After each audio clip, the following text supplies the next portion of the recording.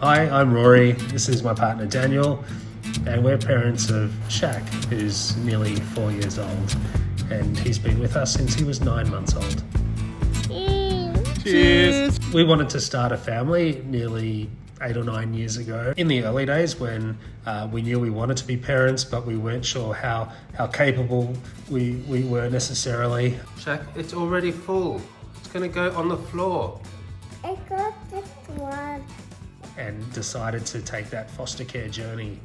Respite just seemed to be such a great option for us because it gave, I guess, a little bit of a taste of parenting without 24/7 commitment. It was that one weekend a month, or 2 weekends a month as it turned out to be, commitment.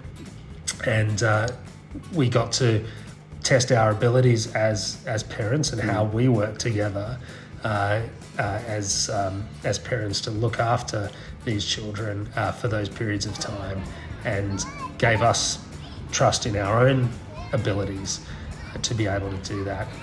We first started that foster care journey and was looking for an agency to take us along that journey.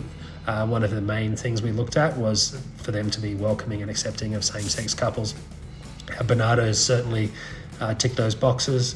We went along to training sessions with other prospective foster carers, and there were same-sex couples there were single people there were all sorts of family structures there waiting to get approved to be foster carers. So we felt part of that process. We felt like we belonged well with Bernardo's. So yeah, it's a good choice.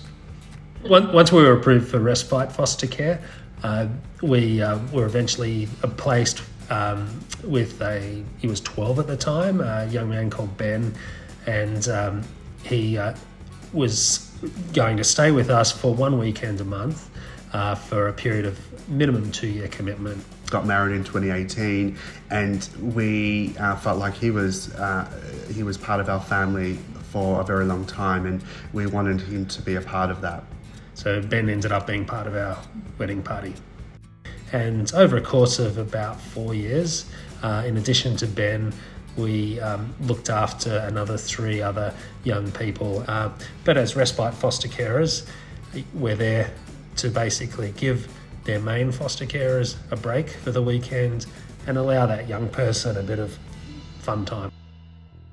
When we started the Foster to Adopt program, we went through extensive sort of interviews with Bernardo's just to ensure that we get the right match.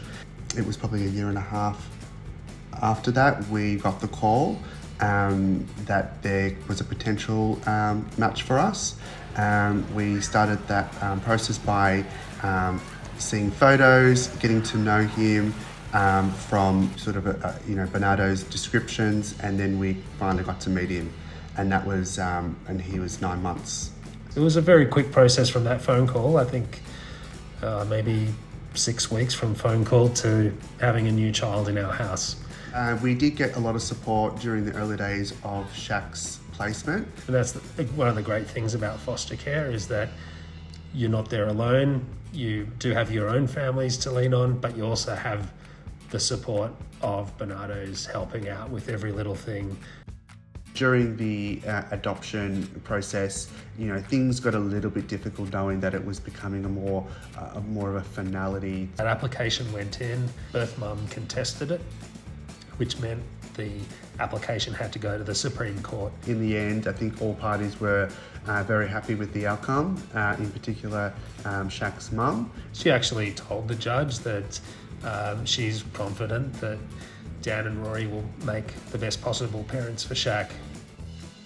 We went to Mardi Gras this year with Shaq and with the Rainbow Families group and the gay dads, and he just had a ball, and we really felt part of quite a special group of people there who had been on all sorts of different journeys, and they were all as wonderful as one another, and Shaq just felt part of a bigger group, and that was wonderful. It's a very rewarding sort of experience, and yeah, once this little person comes into your lives, you just will never look back.